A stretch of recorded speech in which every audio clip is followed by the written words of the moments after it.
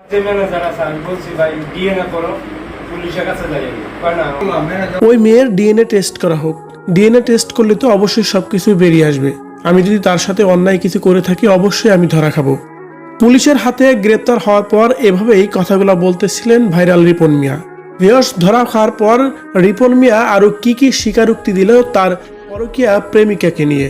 এ বিষয়ে জানতে সম্পূর্ণ ভিডিওটি দেখে আমাদের সঙ্গেই থাকুন। আমি আপনার সাথে কথা বলছি, এর জন্য আমার 5 লাখ টাকা জরিমানা দিতে হবে। রিপন বাংলাদেশের একজন ভাইরাল ব্যক্তি। সেই ভাইরাল ব্যক্তি এবার পরকীয়া জড়িয়েছে এমন কিছু ভিডিও ফুটেজ রীতিমতোই সোশ্যাল মিডিয়ায় ভাইরাল হয়েছিল। শুধু তাই নয়, সেখানে তাকে নিয়ে সালিশে বসানো হয়েছিল। সেই সালিশে তাকে 5 লাখ টাকা দাবি এবং গ্রাম ছাড়ার নির্দেশ দেওয়া হয়েছিল।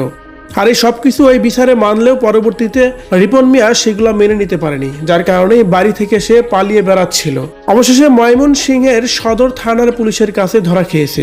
গ্রেপ্তার করা হয়েছে রিপন মিয়াকে, তাও একটু আগেই।